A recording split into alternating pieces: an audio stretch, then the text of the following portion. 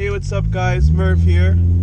It's been a long time since we've done an in-car vlog. I think the last time we did it was actually when I was announcing that I was going to H2O. I was in my tank top, my shorts, you know, and now look at me, all bundled up for winter. What is this?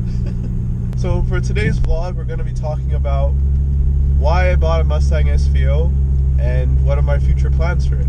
Because I realized that I didn't really give you guys like the lowdown on why I bought a Mustang and an SVO of all the types of Mustangs there is. So I'll let you guys know about that. So SVO, what does that stand for? For people that don't know about the history about the Mustang SVO, SVO stands for Special Vehicle Operations. Basically, it was a small collective team of Ford specialists, and they wanted to revitalize the Ford Mustang in performance aspect, because in the early to mid 80s the Mustang in all honesty wasn't doing too well. I mean, they were selling, but you wouldn't associate Mustangs with performance anymore, because the GT model or the 5.0 was barely doing anything fast. It just sounded good. It probably had maybe like 150 horsepower or something, but they're nothing to write home about compared to like 10 years prior in like the early 70s and late 60s when muscle cars were in their prime. So they wanted to do something to refresh, give it a fresh start for the Mustang, because they were actually thinking about you know, discontinuing the Mustang. So SVO, Special Vehicle Operations, was born. It was Ford's first in-house like subdivision performance group. So they wanted to use the Mustang as their flagship. So the SVO was basically the top tier Mustang you could buy at the time. There was the 5-liter, and there was a regular 4, and then there was the SVO, which was above the 5-liter. It was a 4-cylinder turbo that made as much power as the V8 and was lighter, therefore it was faster, and it handled a lot better because of it had a better suspension setup. So that's pretty cool. Now, reasons why I chose an SVO over just like a standard 5-liter is because, well, I didn't want to be just that guy that has the standard 5-liter. If you know me at all, I like different quirky cars. I like special editions of everyday normal cars. Like a Mustang is a pretty common car, right? Because they're so popular. But when you think of SVO, very few people actually know about it. They have to look it up. Like when I bought that car, a lot of my friends didn't know what an SVO was. They had to look it up. So that's pretty cool in a sense that it's like a hidden gem in the 80s. This car was so ahead of its time, guys. Like, I can't stress it enough. It's just it's a shame that it didn't sell as well as it should have, because people were so dead set on V8s, you know? They didn't want to try something new or, you know, give it a chance. Only certain people that like tuner cars or the European market, but like the look of a muscle car, went for the SVO, which is kind of what the SVO was. It was kind of a mixed bag of everything that was current in the mid 80s, in the mid to late 80s. Sorry, it had that Euro flare with the double wing. It had the 4-cylinder turbo tuner vibe, and it had the muscle car looks. So honestly, for me, it's the best of every world, really. So that's why I wanted it, and they were extremely rare. And me being a Canadian, these cars were super rare here in Canada. Like for 1984, only 250 SVOs were brought here to Canada. So I can proudly say I have one of 250.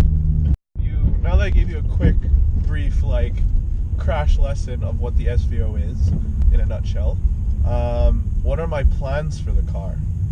Now, when I bought this car, I was super excited. I couldn't pass up the opportunity to buy this. I got this car at a really good deal. It's pretty awesome, the car.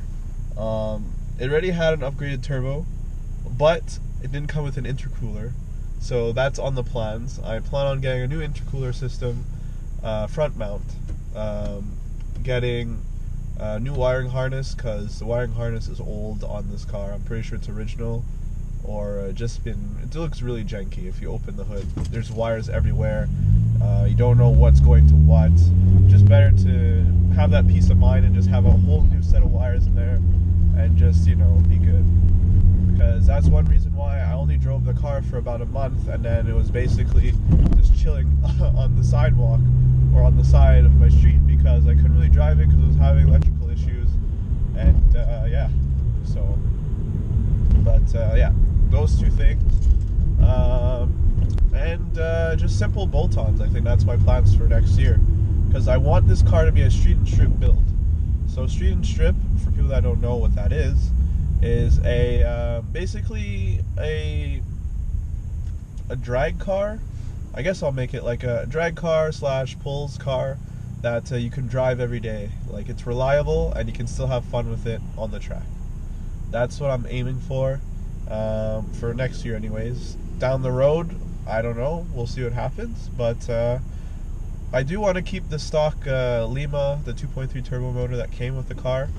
They're quirky, I'm not gonna lie, from what I read. Haven't really done anything finicky with the car yet, but I heard some mixed stories about the motor. But if you cooperate with it, it'll cooperate with you in more ways than one. It's a very strong motor, comes with forged internals from factory. There's plenty of people on the internet that are pushing like 400 or 500 horsepower, no problem, with stock bottom end and just simple bolt-ons and a tune. So that's pretty incredible. Now, for me, I don't really want 400 or 500 horsepower right away. I have to get used to the power that it has right now. Previous owner estimate that it's making around 250 wheel, which sounds about right from the few times that I did like floor it. It felt pretty quick. Like, it pushes you, especially when the boost hits, you're good. So yeah, so street and strip build basically. I plan to restore it somewhat. It's pretty clean looking. The paint on the back is a bit bad, but it's not horrible. Just if you look at certain angles, you can see that the car is old, but you know, it's an 84, so what are you gonna want about that? But yeah, I'm just super excited. I plan on ordering a bunch of stuff over the winter. I've been working like crazy, so that's why I haven't been uploading as much, guys. I apologize for that. But I do want to say, if you made it this far, I just want to thank every one of you that watches my videos. We recently passed 250 subscribers. For me, that's a big deal. I mean, I keep saying that every time I gain like a new milestone in subscribers, but it really is a big deal. We have over 100,000 views, a quarter of 1,000 subscribers. So really, I'm just happy that you guys like watching my stuff. So if this is your first time, please like, comment, subscribe.